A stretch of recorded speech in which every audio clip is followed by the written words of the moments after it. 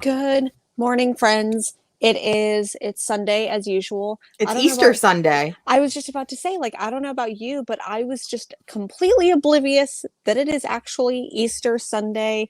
Up until I think maybe this morning, I was like, oh, today It's is Easter. Easter. It is, So, in fact, Easter. yeah. So I'm really glad that we're here. I'm glad that we're doing a show. I think we were like, are we gonna do a show? But there's people in the chat and there's people hanging out. So thank you for hanging out with us on a Sunday as usual and is not usual Easter Sunday. But as somebody pointed out last week, our Sunday show is like going to church. So, of course, we had to do a show on the holiest of holy days for all of our comic ladies, people, men, however you identify. We love you on this We love wonderful you day. so much. Thank you for coming to church. Can I get an amen? Can I get I an don't amen? It's been a hot minute since I've been to church, friends, so I'll just have to make it up from what I remember. But there are so many people in the chat. I do really quick want to say hello to a whole bunch of people this Sunday. Hello to Ruben Guzman, Cowabunga, Rogue Trader. Hello, thank you for being here. I think you said that you're pressing and steaming some books. Hopefully sending some good stuff out. And hello, comics readers. Happy Easter. Thank you, Tony. Sean, Stay Puff. Hello. Thank you Howdy, so much for howdy. howdy, howdy. Well, early to um, alrighty, let's see through Time is a here. social construct. It You are really is. 100% on that. And hello to Banshee Queen. Hello to lovely Sheena. Sheena, you're gonna go ahead and I promise you're gonna join us one of these days. You're gonna be Oh here. my God, yes, that'll be the best show Hmm. ever. And then famous Monsterful. Did I actually make it to church on time? You did. Um, you really did. And hello. I want to think of a Mrs. Doubtfire. Hello. Also, I just And realized Josue made that joke before we even made our church joke, so he is on the ball today. hello to Tulp Fiction as well. Such a great week for indies. Can't wait to hear the takes. We've got I feel like I have some hot takes on some things. Um, There's a lot comics. of Yeah. hot takes this week. I feel like it's gonna be an interesting show. Sheena, so Luna, who would normally be up here, is like lazing on the floor right now, like sprawled out. And I'm like, baby, come here. He can't hear me, so he doesn't know that I'm like pining for him right now. But He'll be here. oh, He'll show up. hi, Skip. How are you today? Skip Milligan. And then hello to TC Joudry. Joudry. I really hope I'm pronouncing that correct. So I apologize if I'm doing that wrong. Host way here for church. Felt so guilty when I heard last week and not be live. Oh, that is all right. That is okay. Oh, and then we've even got Lady Fantastic. I stopped believing in the Judah. Yeah. Um, Live and let live. live I and love let live that. 100%. And then hello, Steve from Portland, Maine. I am here on the other Portland, the Portland, Oregon, so the West Coast Portland. I just learned that there is a Portland, Maine, because I was talking to somebody about going to Portland so I could see you, of course, when everything is all safe and sound. And somebody was like, Portland, Maine or Oregon? And I was like, there's another Portland? And I just looked at them and I was like, the obvious one? So apparently there's Portland, Maine. There is. I hope that there's fun stuff in Portland, Maine. I don't know. I bet there's good. Is there crab? Is that over there or lobster or Crab, something? lobster, seafood. I don't know. Tell us what's good in Portland, Maine. I'm curious. Hello to DJ Links. Good morning, all. Jen, loved your interview on small town collectibles. I was just talking about that. Jimmy is such a nice person. He was so cool. So happy to do that interview. Really appreciated that. And then hello to Oregon, also from Oregon. Okay, Portland, Maine is all over Stephen King's books. You know, I Yeah, that checks out. yeah, I would also, so I'm from Florida, and he actually has a house in Naples, Florida. And apparently he used to go to the Barnes and Noble there all the time, like completely coked out, and he was a jerk to everyone. That's my Stephen King story, is I drove Fun past his Stephen King house. stories. Yeah. So that's pretty much everyone in the chat. As everyone comes up in the chat, I'll go ahead and highlight comments and people as they pop in and say hello. Let's go ahead and get into a little bit of maybe news from this week. I know that one of the things that I could just absolutely. Oh, we're starting that way. Okay, Yeah. we're going to start that way. I Okay, woke go up ahead. You today. can lead us off. Okay. I woke up today and chose violence. I mean, apparently so did DC. Apparently we are not getting a New Gods movie because of the Snyder cut, Because of the Darkseid showed Snyderverse. up in the Snyder cut, and apparently that may or may not be too confusing for the mainstream audience to disassociate the two, which I call bullshit because we did it with X-Men. If we can do it with X-Men, if we can do it with all these other things, if you can watch the Snyder cut and not come out confused, can you, like, But you're not going to do that. No. And that's what it makes me so angry, because I was hesitantly excited about New Gods. I really like Ava DuVernay, and I feel like we had Tom King on writing credits.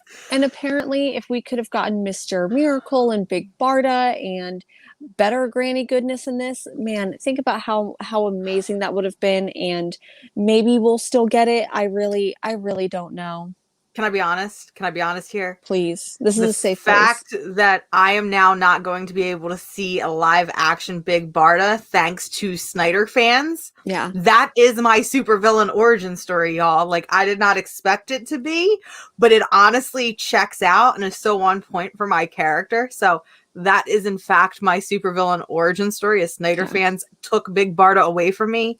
But if I can just be honest and kind of level and be semi-serious, like, we're looking at a group of people that bullied the fuck out of a studio. And I mean, bullied a studio to no end for them to release a Snyder Cut, which, if I can be quite honest, wasn't even that good. I'm sorry. I know a lot of y'all like it. I was totally okay with the original cut, aside from some really, really weird moments like Flash falling on Wonder Woman's boobs, which is just Joss Whedon, so that checks out, and I kind of just threw that to the curb. The Snyder Cut was not even that good, and now I don't get a New Gods movie. So we also saw the cancellation of The Trench, which, if I'm being quite honest, I don't know why The Trench was even being made as a movie. I feel like that should have just been an Aquaman movie, but it's still sad to see that we're seeing films canceled basically from direct effect of a group of people bullying a studio to get what they want. And guess what? They got what they wanted, and they are still asking for more.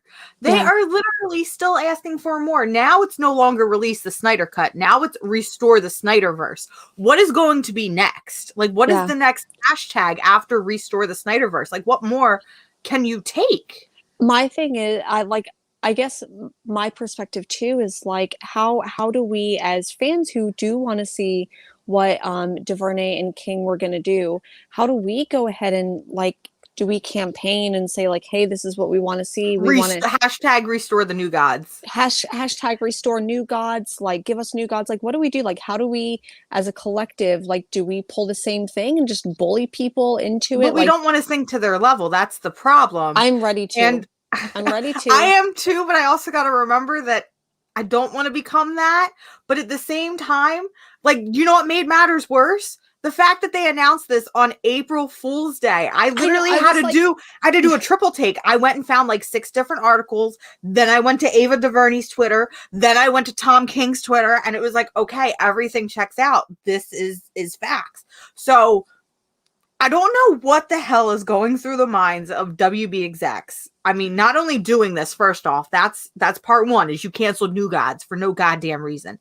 Part 2 is you announced the cancellation on April Fool's Day. So it's like, what are you doing? And like, they are painfully aware right now of how angry fans are. Yeah.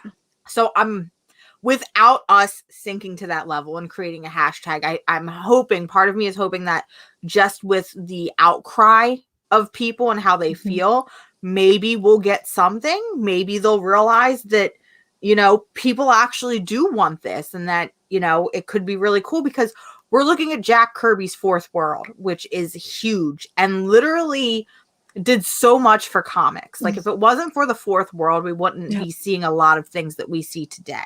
If it wasn't for Fourth World, we wouldn't even have like trade paperbacks as we know it, because Jack Kirby wanted to have like contain stories instead of just like single issues floating around everywhere. Like, we literally wouldn't have trade paperbacks if it wasn't for stuff like New Gods, like this Fourth World.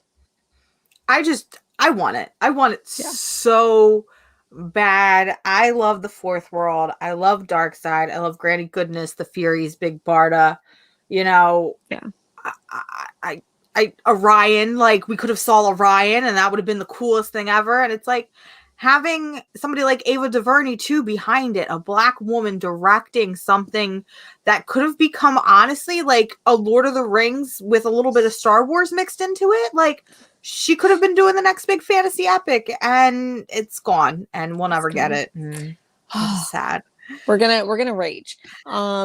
So thank we you did for coming to the rage. show. We did rage on what was April Fool's Friday, Thursday night. Yeah. You bet. Me and Jen have the text where it's just us screaming at each other and crying and screaming some more.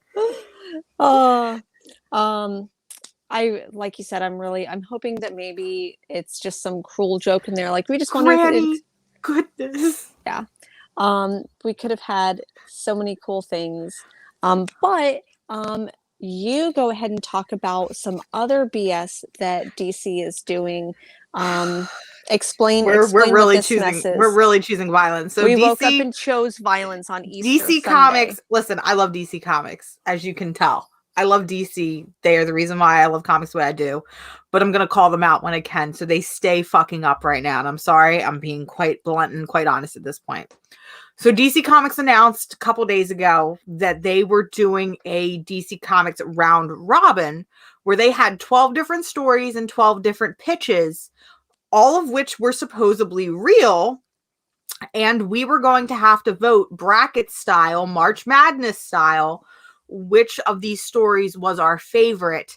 And whichever one came out on top at the very end, you know, that would be the one that was published and picked. And this made me really sad, because when we go and we look through all of the stories, there's a Zatanna story, there's a Swamp Thing story, there's the Son of the Creeper story, which I was like, okay, I love the Creeper, I want that. These were like stories that seemed really fun and really witty and engaging. And it's like, first of all, I want to green light all of these. Yeah. But what made it hurt even more is that one of these pitches was Justice League Queer, which was supposed to be a team of all queer coded characters in the Justice League. Listen, that's what we're here for. We're here for this queer representation. I wanted this book more than life itself. We're not going to get to see this book now, though, because they intentionally, and I'm going to say this, I'm pretty sure they intentionally pitted it against another Bat book, where it was like a big Robin book or a big Bat family book, which they know that fans also would like to see Nightwing and Damian Wayne and Tim Drake and all of those come together. We also want to see that, and we've been begging DC for that for years as well. They intentionally pit these two books against each other. And knowing how Bat fans are, I feel like this book is going to automatically get voted out, and we're going to lose the chance at queer representation from DC Comics forever. It feels like they're giving us a little crumble, and then they take away the whole cake, and I'm over it. However, if you're on Twitter, I believe you can go to Twitter. I believe you can go directly to their website. You can vote for Justice League Queer. And it is not as big of a landslide as I originally thought it was going to be. So right now, at least as of last night, we were still very close neck and neck. It was like 43% to 52 or 57, whatever it is. So if you would like to see queer representation in DC Comics, I'm literally begging you, like, this is me hashtagging, please restore Justice League Queer. Go vote, tell your friends, tell your non-comic friends. let's prove DC Comics wrong that these are the type of books that we want, and let's get Justice League Queer to win. That's my pitch. Let's do it, friends. I'm trying to find the link right now, so let me see if I can find it a little bit later, or maybe if I can find it right now. But it's just, I want queer books, guys. And it feels like a really, really hard slap in the face because they just came out with all the queer announcements last month. You know, we were getting the queer oversized one shot. We were also getting the all those queer variant covers featuring characters like Yara Flor and Superman and Crush. And it's like, you gave us all of this queer representation, and you saw how much people were happy over it and how excited people were over it. Now, I understand some people weren't, but give us the queer content. Yeah, 100%. That, and like you said, it just feels like a slap in the face because they purposely put it up against a book it'll know that it'll win, as opposed to that one. So that feels a little bit shitty. That feels really shitty. Once again, this is me, like, I may not seem like an optimistic person, but I really do have some hope. I really do hope that all of these stories that they're putting up, maybe they'll go ahead and say like, gotcha, we're going to do all of them. And maybe we'll just get, because some of the stories do look really, really cool. So just to highlight some of them here that I see: Green Lantern, Underworld on Fire, Etta Candy. I don't even know who is Etta Candy. Etta Candy is a Wonder Woman character who is just the most amazing, pure, precious soul.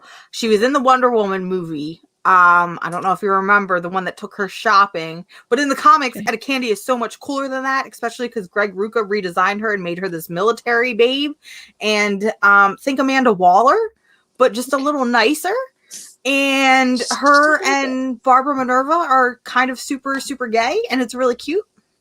So would like the Etta Candy book very much so, please. So it's so funny because you're right, because they put this that sounds so cute up against Green Lantern. So I think that the Green Lantern like fan base is just going to be a lot more aggressive.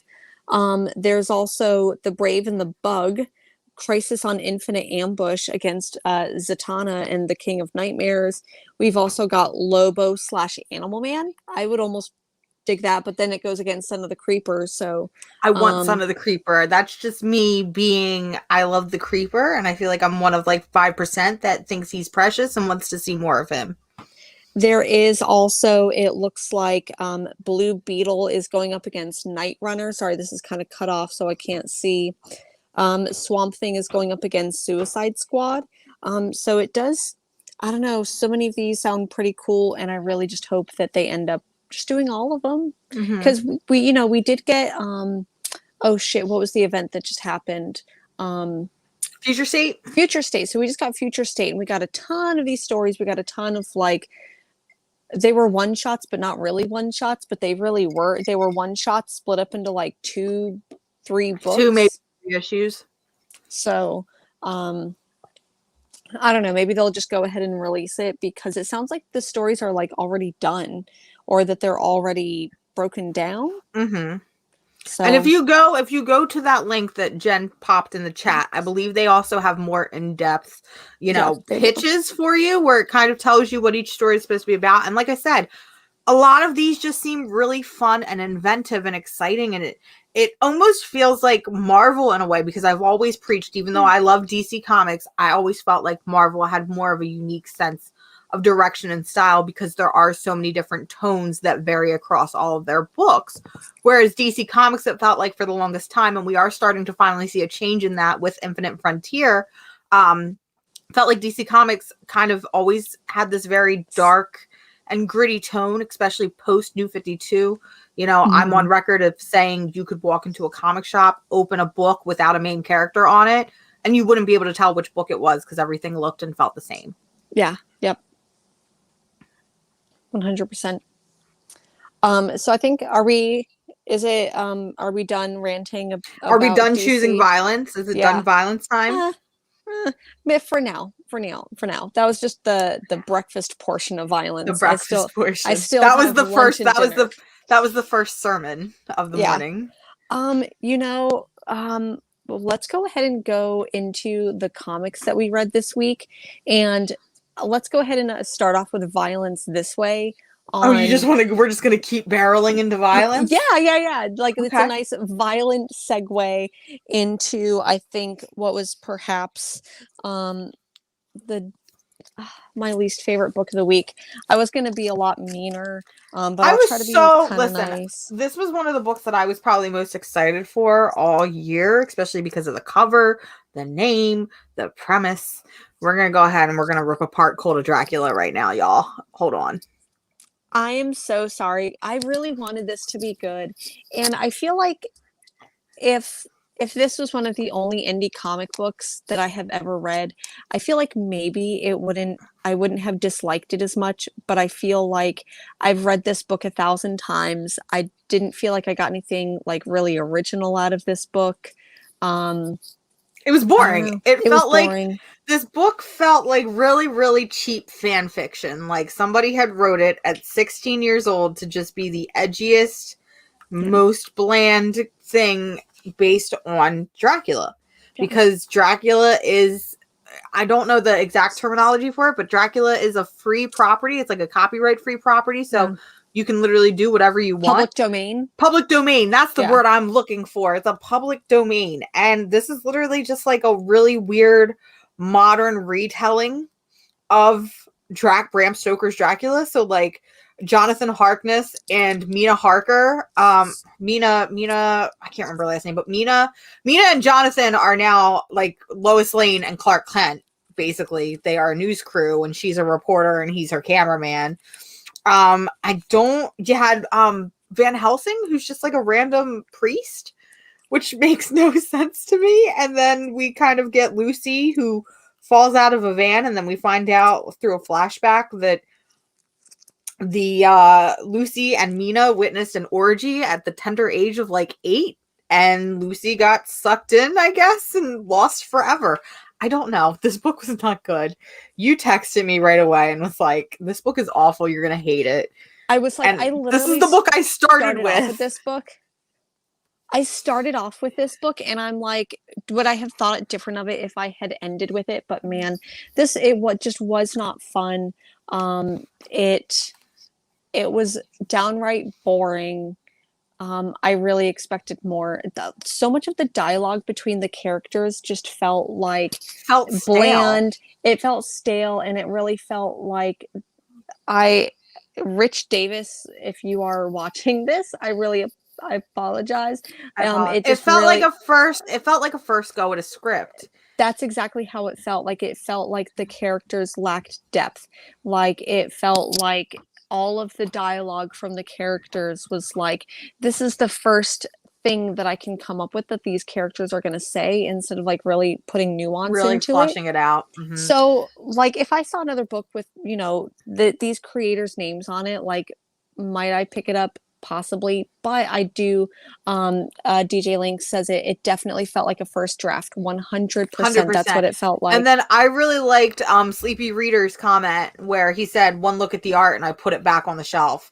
So I had pre-ordered this book without seeing what was inside, and if I was willing to do that, I would have put this back. The art on the inside is ugly and horrendous and also feels like a first draft, which makes me really sad, because when we look at this cover and the covers that come after it, because they all follow the sort of same pattern and style, the covers are absolutely gorgeous. I love the covers, and part of me is like, I want to pick up the rest of them just for the covers, but then I'm like, don't do it, you stupid idiot. Yeah. So if you didn't get this book, you did not miss out on this. I assure you, you've read this book before. Probably, yeah. It makes me sad because Source Point Press, I really like Source Point Press. They did Dead End Kids. They also did The Love She Offered, which are 2 books that I absolutely fell in love with. And then you also pointed out that Source Point Press also did my other favorite book, The Eighth Immortal. Which, if you are new to the show, I am not a fan of that book. Please go back and watch that episode. It's probably one of my finest rants, if I'm being honest. Yeah. I think it was described as like a deviant art book. Deviant art book. And this doesn't feel far from it. This feels like a fanfiction.net book. Yeah. Hey, nothing wrong with fanfiction.net. Yeah, I love fanfiction.net. I grew up on that. Where would we be without fanfiction.net? Right. Um, so what were, other than Cult of Dracula, were there any other like just stinkers for you? Stinkers? Any books that Um, you just didn't care for? I have a couple, and I know people are gonna disagree with me on them. I'm probably going to be one of those people. You're definitely gonna be one of them. Oh, as long as you don't hurt my favorite book of the week. Oh, I'm scared. Let's go ahead. Oh, which one do I want to talk about? Because I've got two stinkers in my eyes. Let's go ahead and we'll talk about this one. We'll talk about Shadecraft. I read Shadecraft a couple weeks early. And was really bummed by it because this is another book where I was like, I'm super excited for it. It was basically pitched as just this girl who is afraid of the dark and her shadows follow her. Maybe she's got powers with her shadows or her shadows do stuff. This book was a very, I don't want to say slow burn because I feel like it went by so quick, but there was so much setup in this first issue that I feel like there was absolutely no payoff by the end of it. You know, I'm going to disagree, but I think that because I remember you said that you got an advanced copy of this, and I was like, oh, like what did you think of it? And you're like, eh. And I feel like knowing that, me going into it, I had much lower expectations, so I didn't hate it. Do I think that this is like my next favorite book? I feel like it could have been with the premise, but I didn't love it, but I didn't hate it either. I thought it was interesting, and I did think there's a moment at the end that I thought was very heartfelt, and I really appreciated that. I absolutely loved the cliffhanger or the zinger at the end, if you will. Mm-hmm. I personally think that this book may read better as a trade. Yes. That's how I feel. Is I just feel like this is going to be a trade book for me because, like I said, my biggest problem I had with this book was the pacing in the first issue because I felt like the beginning dragged on, and then once we hit where I felt like the book was going to go, it went way too fast. Like once I started getting interested and wanting to see more about it, it was over. Mm-hmm. So I think a trade weight for me personally is what it's going to really, really pay off. I do like the art in this book, though. I think the art is really, really pretty. I will say, because we've had issues with Image Comics lately with how we feel about their new books. It's usually either, I do want to preface this with, I will pick up any Image first for like the most part, except like maybe certain creators. But lately, it's just been so hit or miss. I know I keep saying this, but like Image Comics, their first, like when I think about Paper Girls and I think about East of West and Saga, Descender, all of these books, I'm like their first issues. It's like they come up with these rich stories, but I feel like all of their stuff lately has just been like kind of bland. And I agree. And I feel like when we talk about new comics from Image, this isn't quite a scumbag or a decorum, but it's not a Stray Dogs either. I feel like it's going to fall somewhere right in the middle. Maybe putting it a peg under maybe like something like Crossover. Because Crossover, I'm enjoying enough where it's on my pull list, although now I'm wondering why I shouldn't be, but we're going to talk about that later. But it's not as like exciting for me as something like Stray Dogs, where I'm like, I want that new issue right now and I want to see where it's going. So I don't hate it. I don't love it. I'll definitely pick it up in the trade. That's my pitch for Shadecraft. I would still say maybe pick it up and trade. I think I just needed it to push the needle a little bit. Like I either needed it to be a little bit more horror-y or a little bit more delightful tween. Like if I could have gotten like a Lumberjanes type book, but with Shadecraft. I feel like this book tried to do that, where it tried to do like the craft kind of style to it. And I feel like it missed that mark. Whereas if we look at another book that recently came out, Unkindness of Ravens, I feel like Unkindness of Ravens kind of hit that nail on the head, where they were like, okay, we want to do Mean Girls meets the craft. And this book felt like it wanted to do the craft meets more maybe horror, but it just missed the mark a little bit. Yep. One of the other books, I don't know if you've been reading this one, but I am a very, very, very big fan of Jonathan Hickman, and I was so excited for Decorum. It looks so cool. And I honestly, Speaking of, so perfect segue there, but I'll be completely honest. I don't know why I'm still reading this book.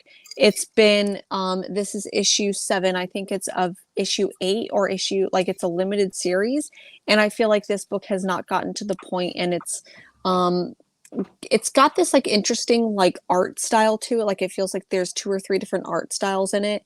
Um but I feel like the premise hasn't been there. I'm waiting for like the payoff, and it hasn't come yet. So maybe I'll get it in the next one.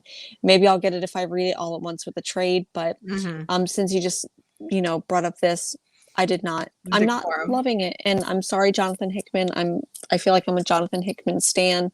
Not loving Decorum though. Should we just keep going through Image, because this is another Yeah. book that I mentioned, and Hmm. that is, first of all, why is this book like this week? I hate this. Why? It's because it's like, isn't it doing a cover? I forget what other book did a cover like this. Was Is it it off God of Country? Is it Barrier? I was thinking Barrier, but then someone else said God Country, and I'm like, I don't remember, but I remember I don't Barrier did remember. this. Yeah, Barrier did the landscape. I don't remember God Country doing the landscape. Can I be honest? I actually picked this book up fully expecting to read it like this. And then when I opened it and I realized it was normal, I was like, huh, you missed the mark there. I think it would have been interesting if they were going to go this route to do the whole issue landscape style. So Crossover is the book that I was really excited for. Donny Cates hyped it up a whole bunch, said it was going to be the next biggest thing ever. And after issue, what was it, 3, he said it was going to blow everybody's minds and break the internet and break comics. I think he specifically said that issue number 3 is going to drive you mad. And then that's whenever we got Madman Oh, so revealed I at was the just end. an idiot and thought that it was going to be a big spec book and was so excited for it to break comics and didn't realize. Damn it. Okay, that's on me then. I can't be mad at Donny Case. But either way, I'm still kind of upset because it's like this book was so hyped up and I was hyped up with it, and then it kind of just fell flat.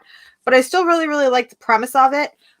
We get this really cool splash page in Crossover number 5, and this is Go ahead. we've got one more book left for the arc to be over, but we do get this really cool splash when she finally gets to wield, I can't remember the name of the sword, but I'm gonna call it the God Country sword.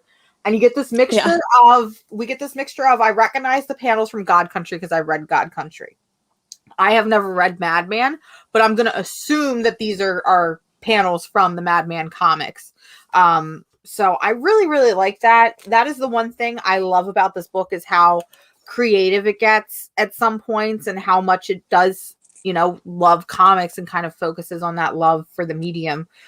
There's also this other like really weird panel that I had to do literally a triple take on because I thought it was Batman and Superman. And I think that is the point. I think that's the point too. I think that's the point, but I was reading it so fast that I'm like, wait a second, because if you haven't been reading Crossover, I feel like that has been kind of like the thing with Crossover, is all of us reading it like this and trying to find every little Easter egg that is in there. Speaking of Easter, ha ha ha. I don't know. I'm personally kind of regretting picking this one up in single issues. I wish that I had just trade weight it,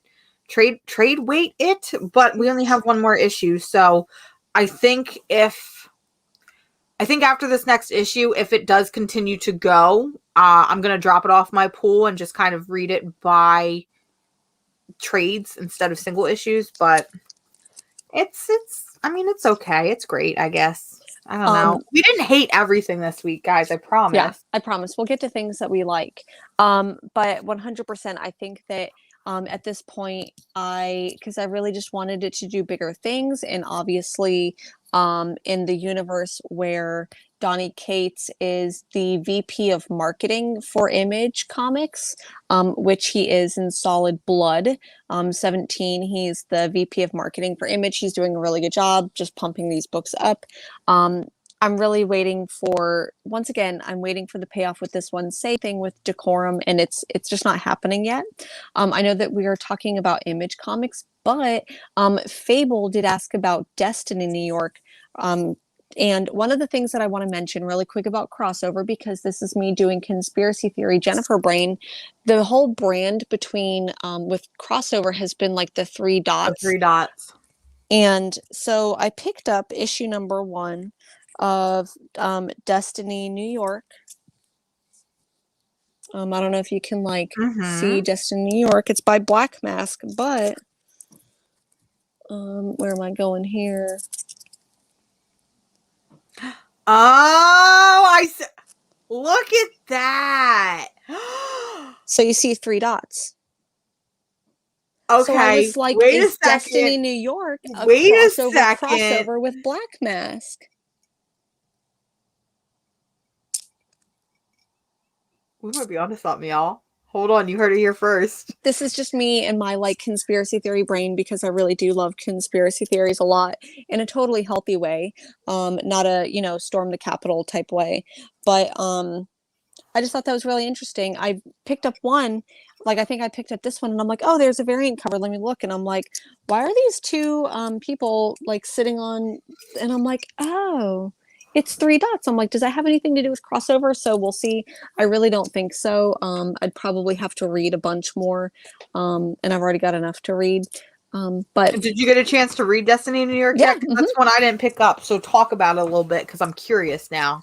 So basically, the premise of Destiny New York is it's about these kids who they all have these destinies or they all have these prophecies about them. So they have to go to this school to figure out like how they can fulfill the prophecy that they have.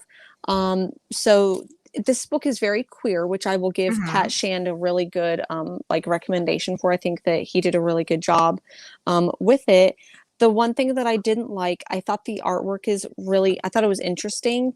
However, it's all in black and white.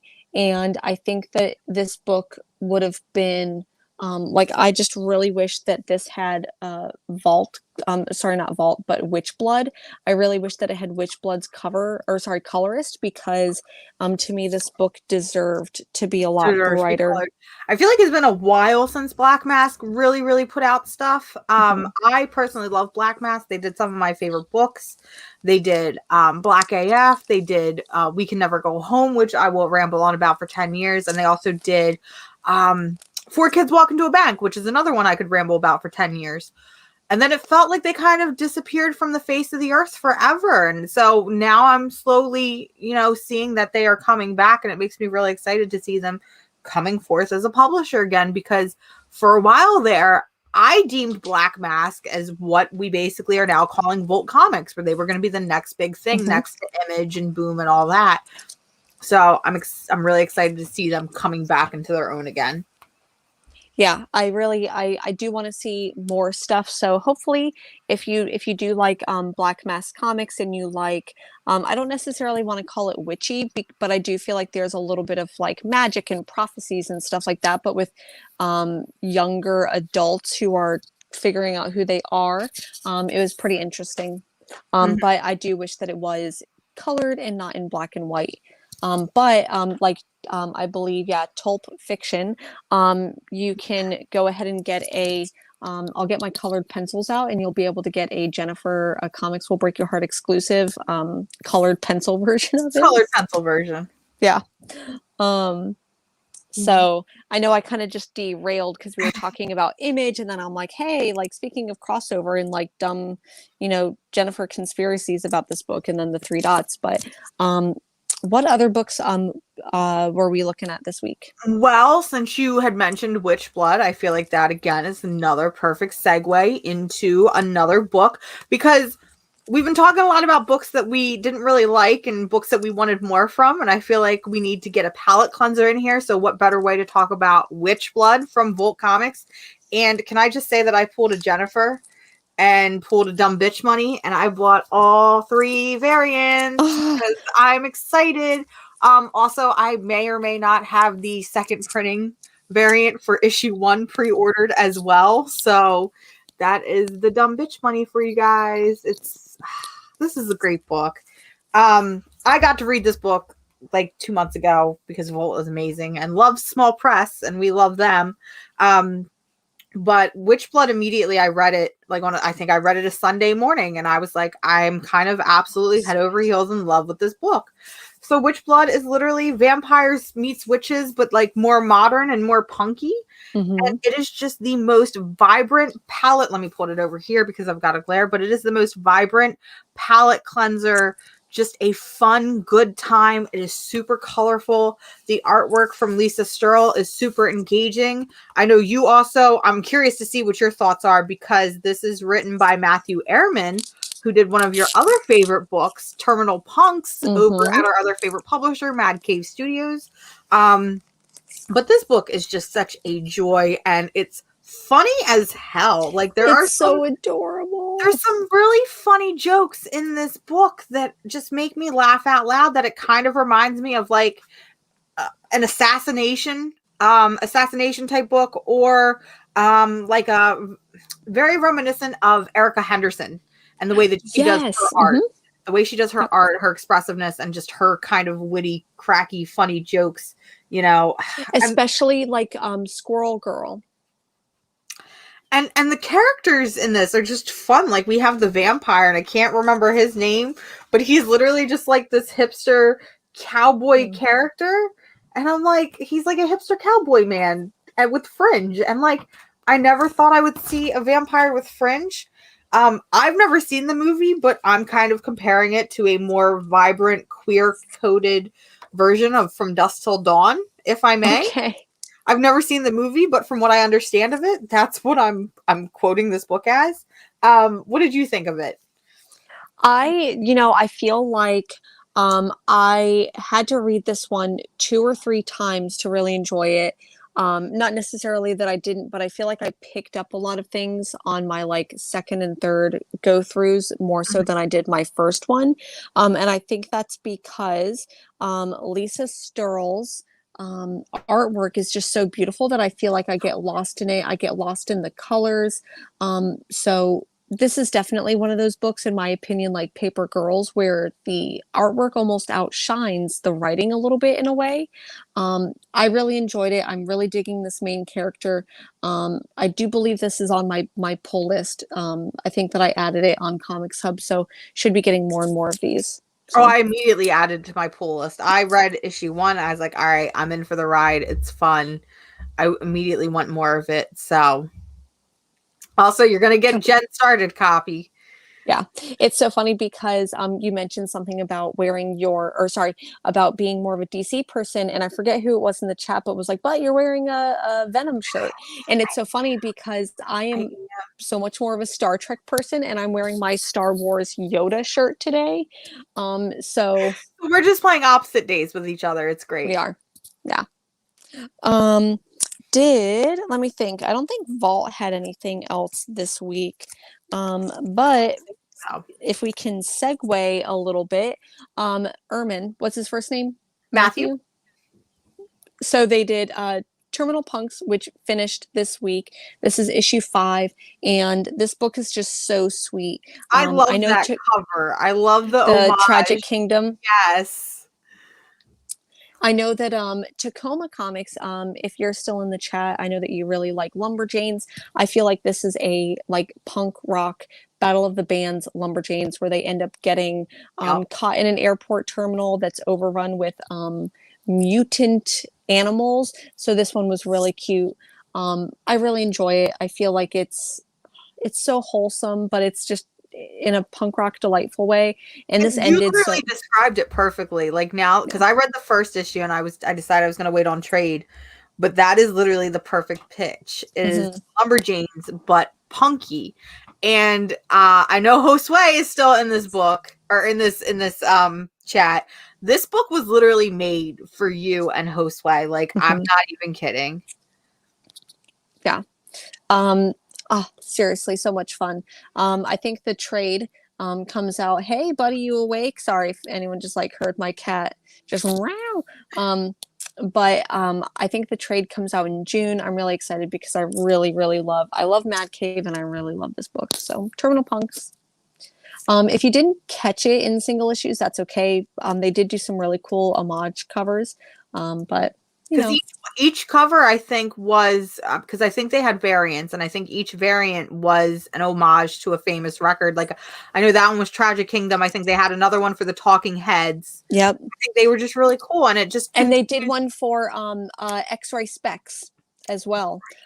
So absolutely love it. But it just continues to prove that Mad Cave Studios, like, I feel like they're a publisher that we talk about every week, whether they have books out or not, and we just love them so much. And I feel like if you are a fan of Bolt or even of Image and you don't have your eyes on Mad Cave, please do so immediately, because they are putting out some fantastic books, some really great creative stories, and they're just not a powerhouse publisher because they're still a little small, but they're powerhouse in my heart because they're just filled with such amazing people, and I love them all so much. Yeah. Can't wait to see what else Mad Cave does, because they're doing really good things. I think they're writing really diverse books. I think that they're writing the books that Image was doing, or the Image doesn't have the balls to do right now, because I feel like Image has been hot hard take one, here. hot take. And I think Image is just going towards mediocre stories from more popular writers. So Facts, 100%. Yeah. So another publisher that we really, really like or have been loving, I mean, I've been on the ball with them since the beginning, but everybody seems to be loving right now, and for good reason, Aftershock Comics. Let's talk about Nuclear Family #2, because this issue went somewhere I did not expect it to. It really did. So first off, one thing it's so silly and so stupid, but I just want to point it out because I feel like this is the only place that I could point it out and people would actually listen to me or care.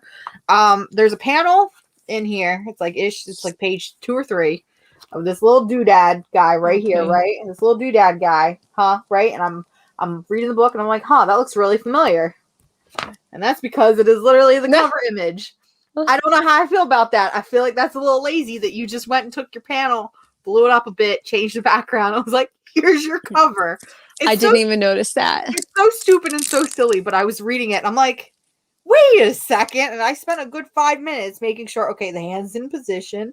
He's tilted just a little bit more, but it is in fact the same image. So that's my dumb, stupid, hot take, fun Easter egg of the morning, I guess. Probably what happened, because oh man, I wish that I probably have issue #1 here, but my bone to pick with issue #1 was the feet. Remember, she was missing the feet. We're missing a set of feet for issue #1. So they probably heard me talking trash about that, and they were like, I'll give you a cover. Copy said, oh damn, they pulled a Marvel second print. They did, in fact. The only difference is this is a first print. I'm okay if publishers do that as a second print. I mean, I prefer a different cover. A second print, though, I kind of get, because you're kind of in a rush to get it out. But first of all, you're an indie publisher. Second of all, don't do this for your main cover. Like, just don't do it. That being said, I really did like Nuclear Family #2 this week, even though, like I said, it did not go where I expected it to. So Nuclear Family #1 started off as where it was just this family in like the 1950s, and they were doomsday preppers. And then at the end of the issue, we found out that, bombs dropped and they were the only ones left. And I'm like, okay, this is going to be really cool. We're going to kind of get this weird post-apocalyptic survival book with communism thrown into it. And I'm like, okay, I'm here for that. Like, let's have a fun time. Let's read this. Let's see this family survive the apocalypse together. And then it ended up turning into a weird time travel alternate dimension book where time has shifted. And I'm sorry to spoil it for you, but you kind of figure it out 3 or 4 pages into it, let's be honest. Where, the family is swarmed on by this group of people. They are then taken to an underground base. People aren't recognizing people. They're not recognizing any of the scenery or anything. And suddenly the daughter is like, what year is it? And we find out that it has been 10 years since whatever happened. I just think it's really interesting how they're going with this, because it's not the story I expected, but it's a story that makes sense in a way. And I'm kind of here for it. And I'm kind of here to see how it plays out. And Stephanie Phillips, man, she's a fantastic writer. So I can't wait to see where she goes with this.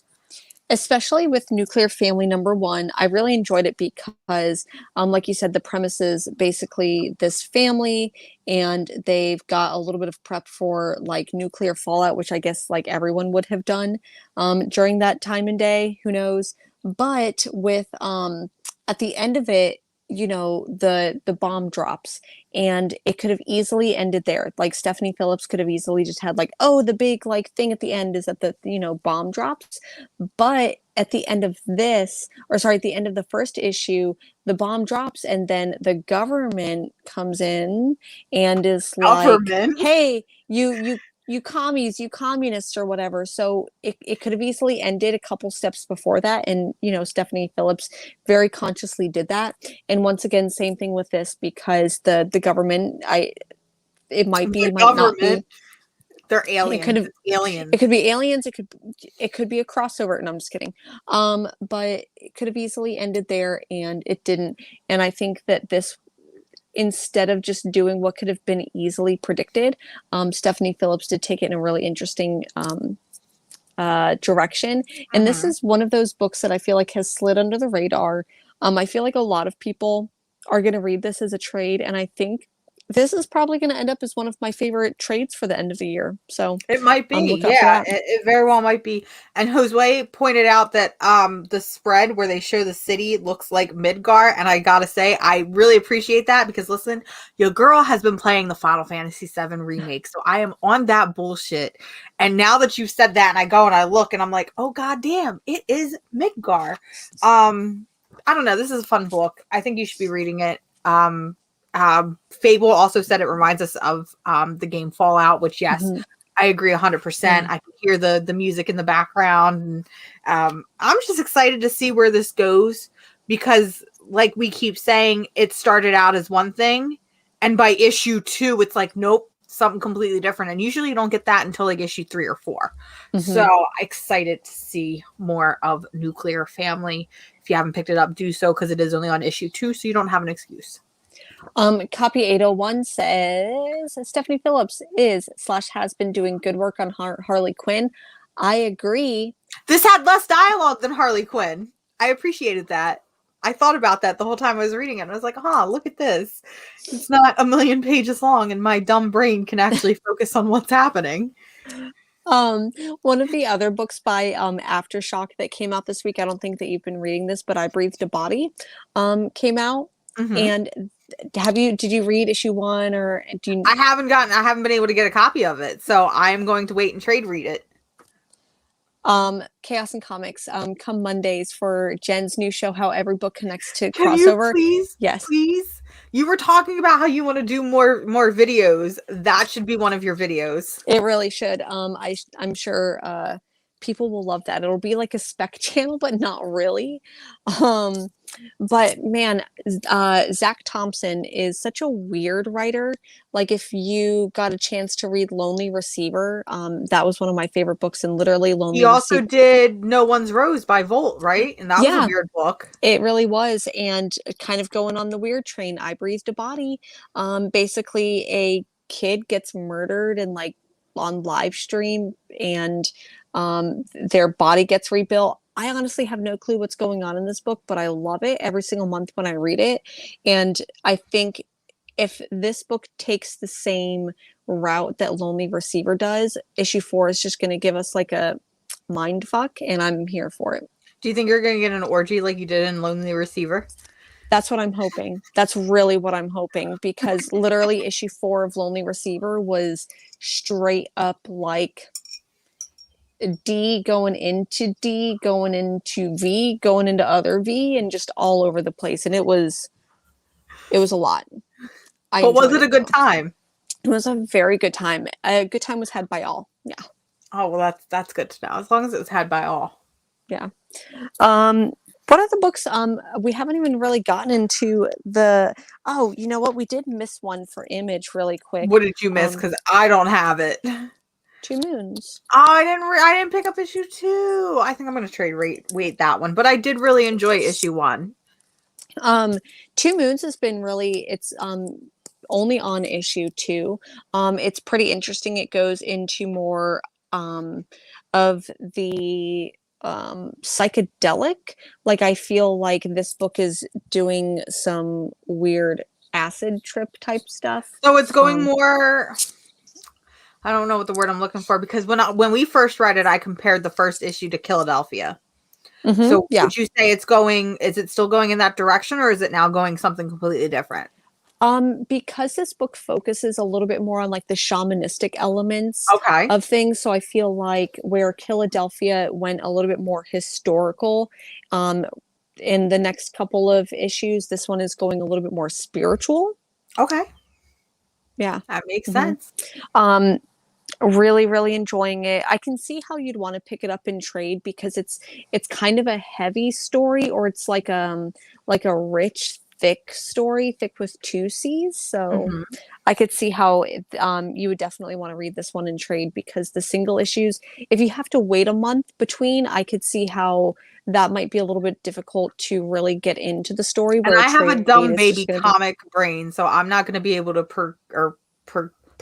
keep that information in my brain for a whole month. yeah.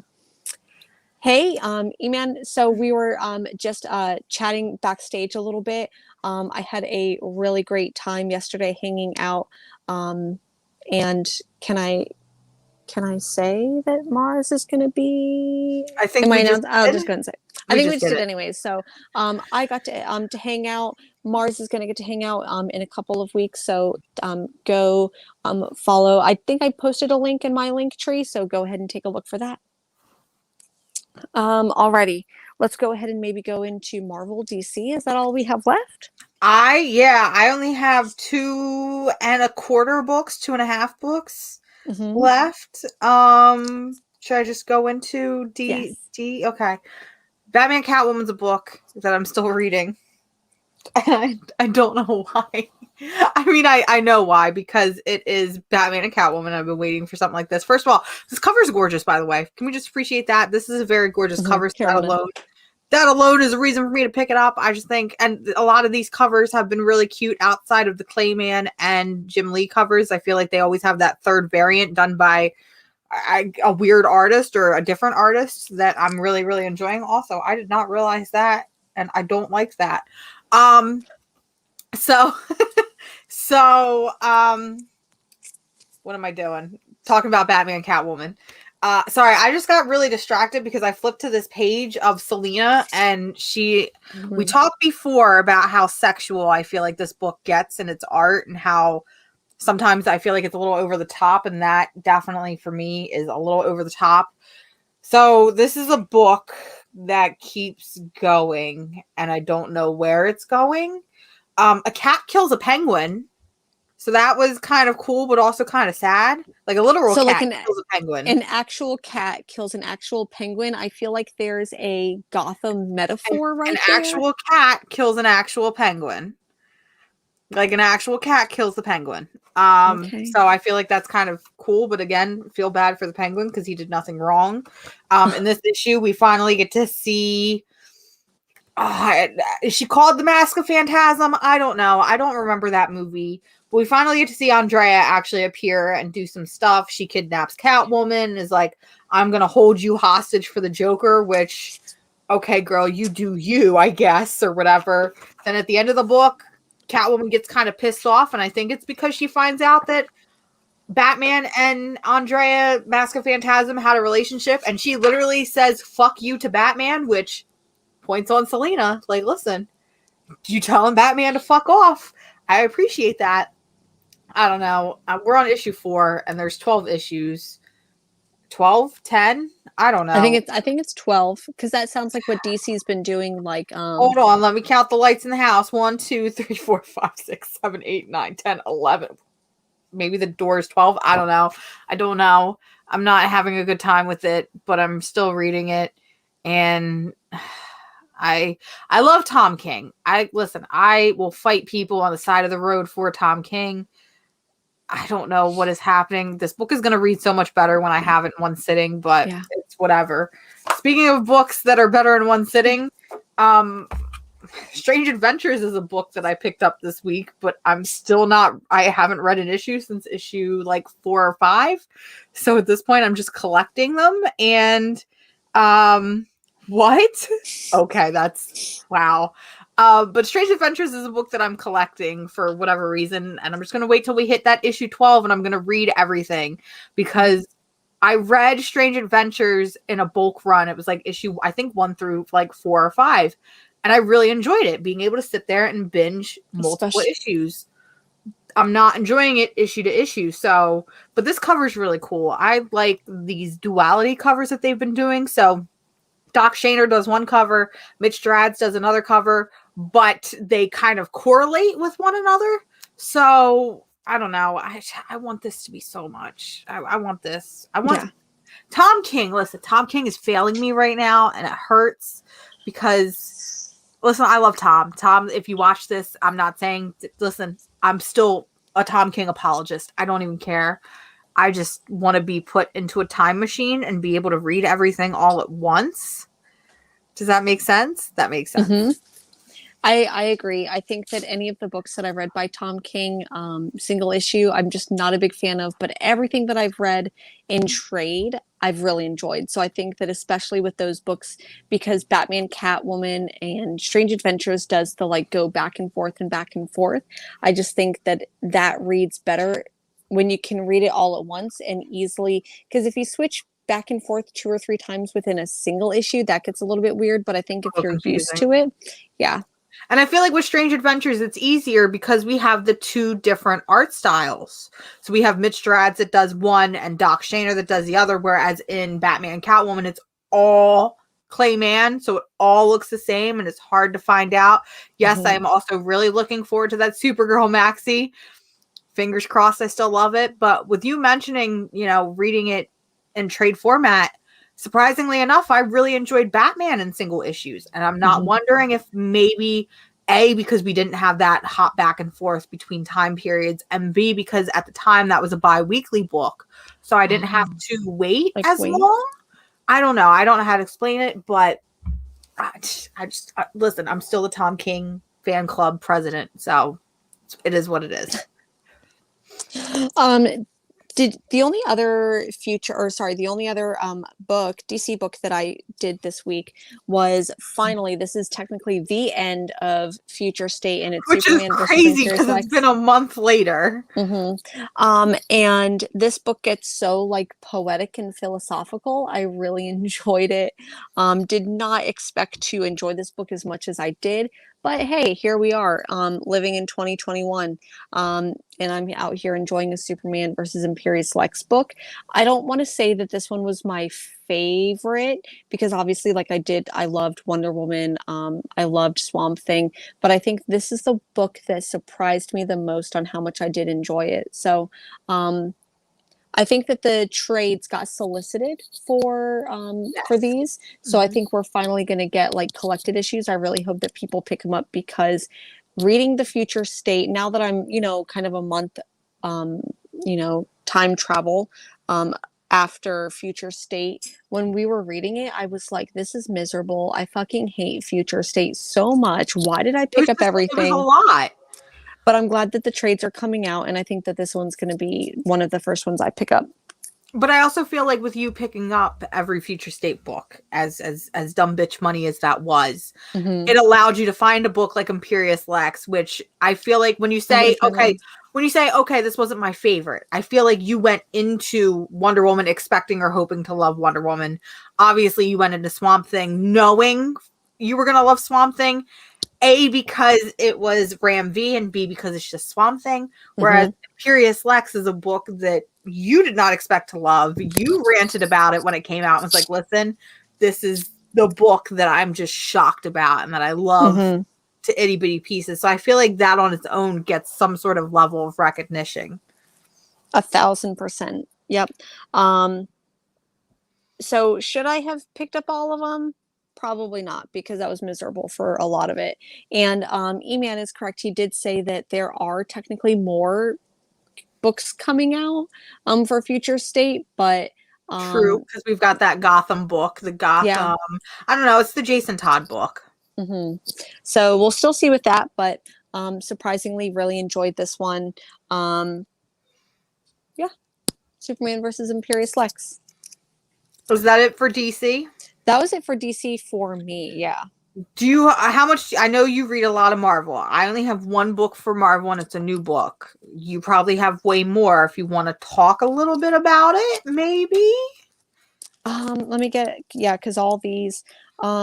She says that she I goes through her stack and is like, yeah, I have all Okay. these. So like literally these are all of the other Marvel books that I picked up, but in all reality, it is Does that include variants? Because we are not including variants. yeah, so that's what I'm saying. So like Okay. all of those, but then She's still crazy, y'all. I'm still very crazy. So the I did pick up Ghost Rider. I was surprised at how much I really enjoyed Ghost Rider. Ooh. I have Um, that just for the Jen Bartel variant and yeah. flipped through it and I was like, look, Mephisto, guys. Yeah.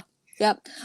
So I think that's really fun. It reminded me now, this is me being like relatively unfamiliar with Ghost Rider, and I probably couldn't tell you too much, but it reminded me a lot of Constantine. Just the way that he like is I mean, not necessarily they both deal with the devil and stuff, I feel like. yeah, so it did give me Okay. some Constantine vibes. But it's I think King in Black the event is wrapping up this upcoming week or maybe the following week. So we'll see how that goes. This was really enjoyable, but I really just picked it up so I could read it because I also did pick up the Ghost Rider Jen Which is Bartel. gorgeous. I don't even know this character, but I know I love her. And of course, I just had to pick up that one. The other King in Black tie-in that I got was Return of the Valkyries #4. Mhm. I feel like because there's been so much King in Black tie-in, I really just need to go and read this all at once. Yeah, Um, I picked that one up this week as well because I read the first issue, then the second issue I couldn't even get through, and I decided at issue 2 I was just gonna wait for all 4 to come out and then I'd read them. mhm. So I think it was a really good book, but this ended it. But I feel like because I'm so confused with what's going on with the rest of the King in Black, I was like, wait, where am I? And I think I ended up reading these out of order because I read one of them first and the other one second, and it should have been the other way around. So, Okay. I mean, that happens with events. hmm the other one that I did pick up, I'm not sure if you, I didn't read this one, but I picked up 4 different covers of I Silk. I did read this thinking you were gonna read it this morning. I'm so sorry I didn't Can I spoil talk it. about it? Is that allowed? Please talk There's about it. nothing Yep. really to spoil. So Silk is cool. Silk's a really rad character. I have not read a Silk book in a long time since her first original series. Because I think she's had two others since this one, so I think this is the third one. I remember Silk being way different. I feel like in this book, and chat, please correct me if I'm wrong, because I'm not as up to date on Marvel, and it has been a while since I've read Silk. Silk was this like weird, quiet girl because she was locked in a bunker for so long. She didn't exactly know how to interact with people. She had this kind of weird, but in a way quirky personality. And if I'm being quite honest, in this issue here, it feels like she is knockoff Peter Parker. So Oh. she is doing the same thing Peter Parker is doing. They've got the same funny sort of quips. She is now working at not the Daily Bugle, but still the Daily Bugle because J. Jonah Jameson is there and she is also a reporter. And I'm like, she's literally doing everything that Peter Parker does. So I was kind of like, I felt like I was losing the identity of Cindy Moon, for lack of a better word. And I feel like I was under the impression that this was supposed to tie her back to her Asian American roots. And it didn't feel like that. It honestly just felt like a Spider-Man title with Silk kind of plastered over it and Silk drawn in places where I would expect to see Peter Parker. Not only that, but J. Jonah Jameson in this book was nice. And I'm not used to J. Jonah Jameson being nice, so I'm really Ew. confused. Let me know if something happened in the Spider-Man comics that made J. Jonah Jameson nice. He also references TikTok at one point, which I laughed at, but at the same time, it felt really, really out of place and didn't make sense. He calls it ticky tacky.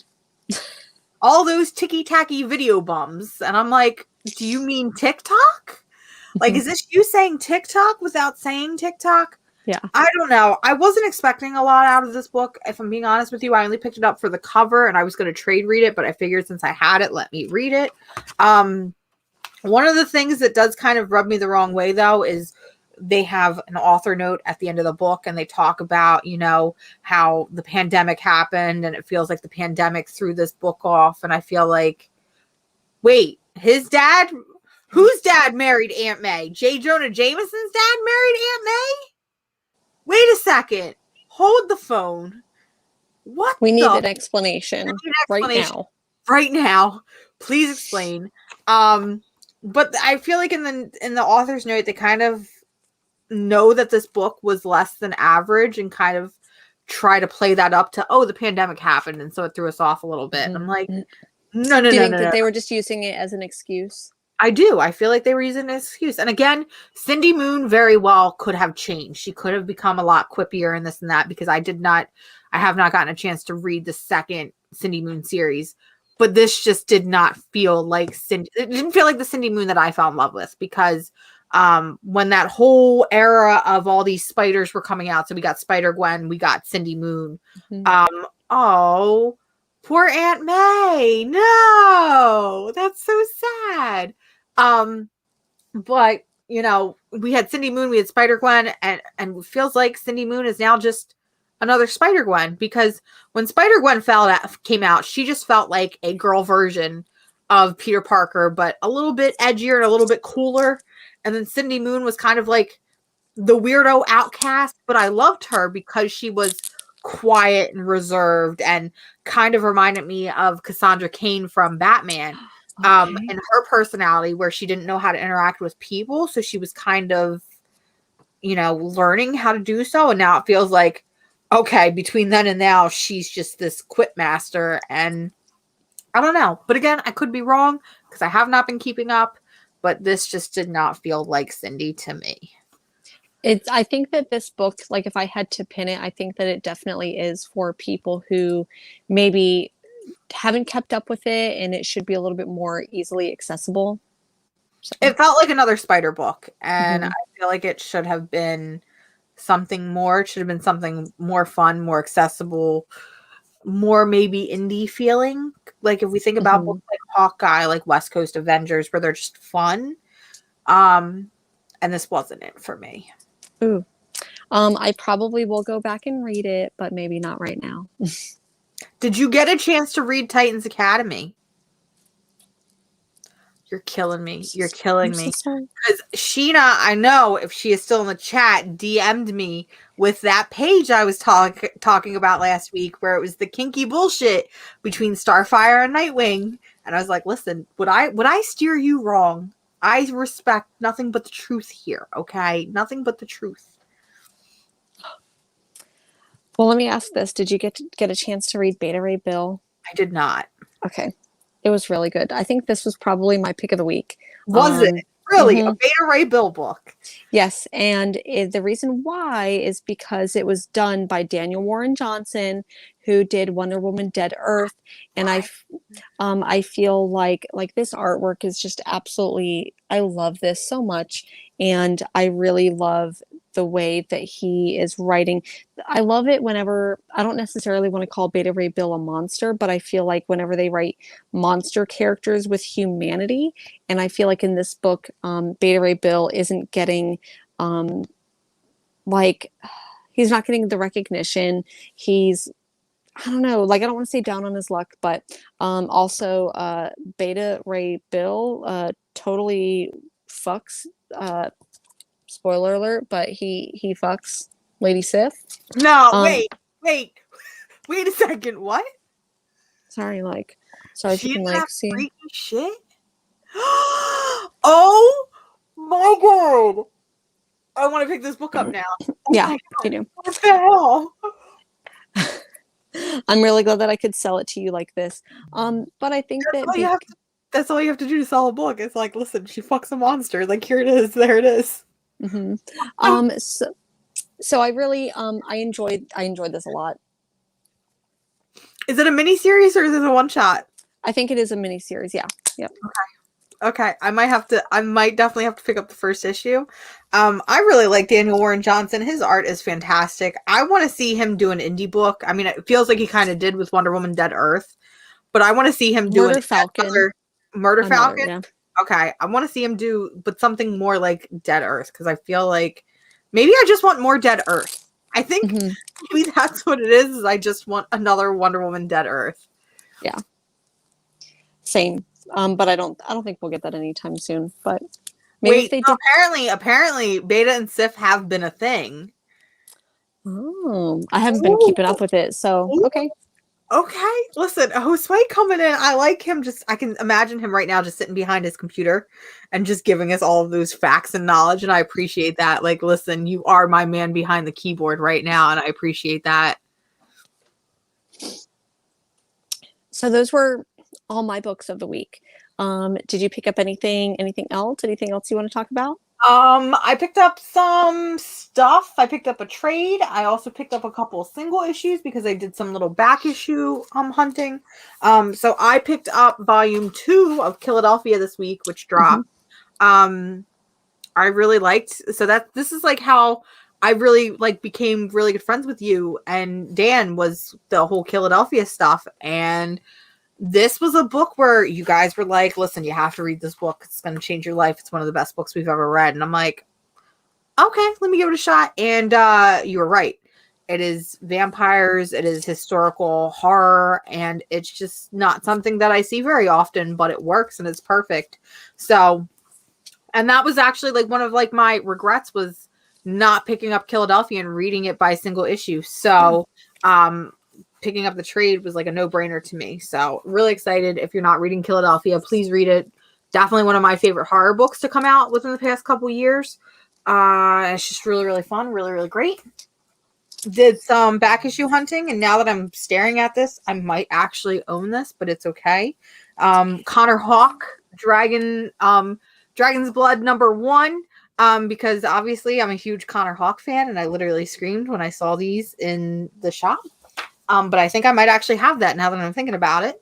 I also picked up this one for issue #2. It has Connor Hawk and Shadow. I just love Connor. This was actually a really good series. My biggest gripe is they don't draw Connor dark enough, which is usually my biggest gripe with comics that he's in, is because he is biracial. He just needs to be drawn darker, and for some reason everybody always wants to draw him as a white boy, and I hate that because it's not who he is. Picked up this variant for Secret Wars Secret Love, featuring Kamala Khan and Robbie Reyes, which I didn't even know existed. And I was like, this is so cute. And it was only $1. Very cool. So I had to pick it up. And then this one for JSA Classified #3, because we all know that I love Power Girl, and I just love Amanda Connor's art. And I do have the first printing, and I didn't know this existed. And I just really like the little speech bubbles on it that says, is this the second or third printing? It's really cute and really meta, and is the whole reason I picked it up. So those were my fun little pickups for the week. What about you and your 5 comic book shops? So I did pick up Philadelphia trade #2. Seriously, this book is like so good. I read it single issue by issue. My favorite part of this is that there's a backup story that features, or that has, like, Angela Davis as a werewolf. I did read something about that on the back of the trade where it said that the Elysium Gardens. Yes, and I was like, what is this? Yeah, so that was really cool. My friend also, my friend that I did the Melcher, who we did the Mutant and Proud, he recommended that I should read Sheets, so I did pick this up. So I have that on my shelf. I have not read it. We should read it together. I feel like No, this way. Yay! This is no. bad. Okay. Here we go. We did it, you guys. We did it. So I'm going to read that. And then, of course, because it finally came out and I loved it, Transformers My Little Pony. I want to read that just because you preach so highly about it. It's so wholesome. Can you answer me this? Do the pony... No, that's Voltron. Never mind. I was going to say, do the ponies get in the robot? But that is Voltron, not Transformers. I don't know. Big mechs are hard, guys. They all look and feel the same. Please don't at me or come for me at this point. I know I'm wrong. It's so cute. And I love it. So it's a nice little, like, I've got to read like a palate cleanser. Thick horror books. Yeah. My 2 personalities. My 2 personalities. I love that. So that's pretty much everything that I have going on. I know that I have a lot of different things coming up this week, and I'll sprinkle them as I go. But you just dropped a video that I absolutely loved. I did. I just dropped an absolute banger. Please don't let this flop, guys. It feels really weird promoting the way that I am, but I'm insanely proud of this newest video, and it did take over a week to research, edit, and film.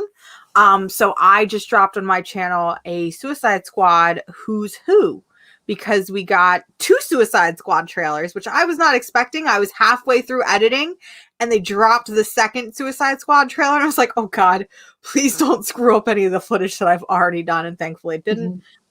But there are a lot of weirdos in the Suicide Squad. We've got the Thinker, we've got the Polka Dot Man, we've got Javelin, we've got my bestest boy, King Shark, who we have established if they kill him, I will violently cry on the steps of Warner Brothers headquarters. So please don't kill King Shark. But I did some research and decided to sit down and let's play a game. Who's who? Let's talk about their backstories, because these are all characters that literally have like a paragraph on Wikipedia. So it was fun to do that research and learn about all these new characters, and then also play survival rates with these characters. So place your bets now on how accurate my survival rates are for the cast of Suicide Squad. But yeah, I just dropped that, and it was really fun, and it makes me want to do more, like, not just, hey, this is what I've been reading and this is what I love, this is a recommended reading list. It makes me want to do more in-depth research stuff. So I'm actually now working on a retrospect piece for the New 52 and kind of going back and reviewing that. And, you know, because a lot of people hate the New 52, including myself in some areas. I also want Sharky to live. So I'm working on a New 52 video where it's just like revisiting, and we're talking about what went wrong and if it was really as bad as we remember it. Spoiler alert, it kind of is. But there's a lot of interesting information going into that. Oh, very nice. I'm so excited that you dropped that video, and really, really enjoyed it. So, well, I want to thank everyone. Oh, and just as I was about to wrap up, Rod is here.